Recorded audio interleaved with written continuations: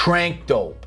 Tranq, the drug turning people into zombies and eating their flesh. Literally, what is it? Let's go.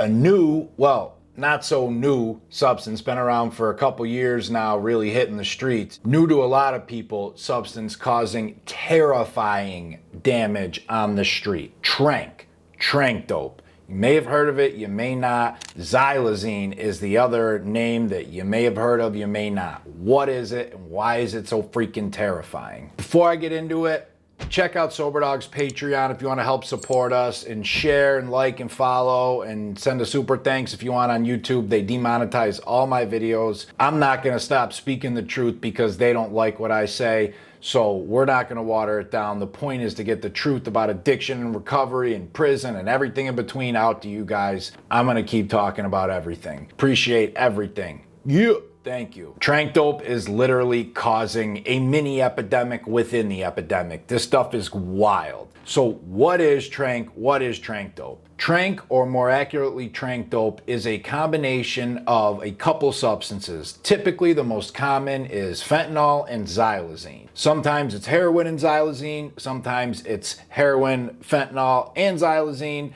and then occasionally benzos are mixed in, benzodiazepines, Xanax, Valium, those type of things. If you remember from some of my last videos, opioid users love to mix benzos with their opioids because there's a drug synergy effect. 1 + 1 doesn't equal 2, it equals 3, 4, 5. They boost each other. If you want more info, check out the drug synergy video. So out of those drug combinations, I'm sure we've all heard of fentanyl by now, causing tens and hundreds of thousands of deaths, but now xylazine, what is it? Xylazine is a freaking sedative tranquilizer used to tranquilize and sedate horses, elephants, cattle, rhinos, and other giant mammals. Yeah, something that sedates a fucking 8,000-pound elephant is being mixed into the drug supply. It's insane. Xylazine has never been approved for the use in humans. It is strictly approved for the use in animals. So what are the effects of xylazine? Well, as you can imagine with any sedative or tranquilizer, you got your drowsiness, fatigue, slowed breathing, slowed pulse, kind of slows the whole system down. It can increase blood sugar, can cause skin ulcers, loss of bladder control. One of the major effects we're seeing is this is another zombie drug because of its flesh-eating ability. Like the crocodile video I did, xylazine and Tranq dope are causing people to have massive open wounds all over their freaking body. And it's not just in the spot where they shot up. What it's doing is the xylazine stops the blood from being able to carry oxygen all around the body. And when you get an open wound or anything, your blood's going to that area and it heals it. And one of the main ingredients, it needs the oxygen. Now, this substance causing it not to, a little tiny nick like that little cut on my hand won't heal and will just get bigger and bigger and bigger. And these wounds come all over people and it gets worse and worse. That's why they're calling this another or the flesh-eating drug. It's terrible. Along with that, typically many people using on the street are not in great health to start and not taking care of themselves. So these open wounds, there are more of them, they get bigger quicker, and they don't get taken care of. Then they're using Tranq dope or xylazine and it feeds this more and more and more. It's awful. That evil cycle. Imagine somebody's on the street, they're already a little hopeless and depressed. They're using drugs. So now they use Tranq dope and they get these open wounds that hurt like hell. You can't really fix them. It makes them self-conscious, a bunch of stuff more. Now, what do they do to deal with that pain? Use more drugs is what they know at the time. So they use more, which causes the wounds to get worse and bigger and more painful. And it is this evil cycle, like many things in addiction, that just feeds and keeps feeding the same root core causes and symptoms and issues. It's terrible. These wounds can become so infected, amputation is often used for many of these situations. They get so bad so quick, and the people keep using because they're stuck in the middle of addiction, and amputation is what has to happen. So why is Tranq dope so dangerous? Couple reasons. First and foremost, it's not an opioid. So what we all know naloxone, or many of you might know as Narcan, which is the brand name, or what we see out Narcan, but the core ingredients naloxone, the overdose reversing drug, doesn't work on Tranq dope, doesn't work on xylazine, because it's only half of it. So if somebody shoots up fentanyl and xylazine, Tranq dope, if they overdose and they give them Narcan, it'll help reverse the fentanyl and hopefully pop them out. But the xylazine, it won't do anything to the xylazine. That's what makes this so hard. It's like fighting a fight with one hand tied behind your back. It's terrible, and that's what's shooting some of these overdose numbers up, because medics and EMTs or people around can get there and give 3, 4, 5 Narcans. Sometimes that's needed now with how strong these drugs are, but the xylazine or the cut, whatever else the second substance is in there, is keeping the heart down, keeping the breathing, everything slowed. So this isn't working. On that note, what to do if somebody overdoses on Tranq dope? Call the EMTs. Still give them Narcan, call ambulance, call professionals right away, and turn them on their side. You kind of open their airway, help their breathing a little bit. Second reason Tranq dope, xylazine is so dangerous. It creates zombies, literally. By now, I'm sure you've all seen it. If not, I'm gonna have some video going right now of the people in the middle of the street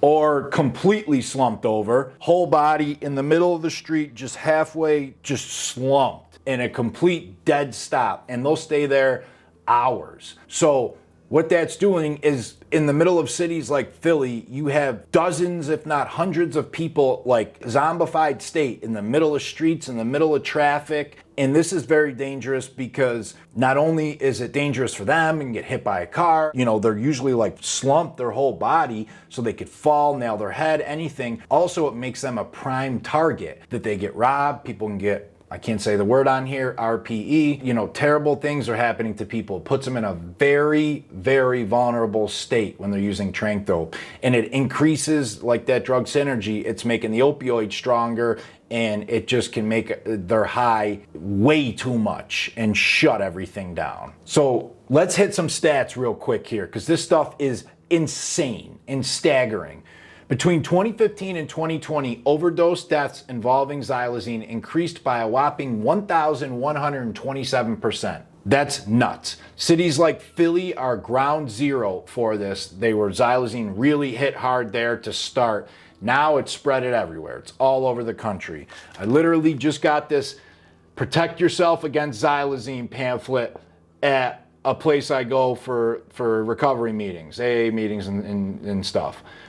Sitting right there on the wall from the Monroe County, addiction services, because it's so prevalent. Where is the xylazine coming from? All right, it started in Puerto Rico. Dealers in Puerto Rico realized that they could steal or bribe or blackmail, whatever, the veterinarians and the horse racers and the equine tracks and all that to get some of their drugs and substances. They tried a bunch of different ones, and for whatever reason, xylazine mixed well with heroin and fentanyl.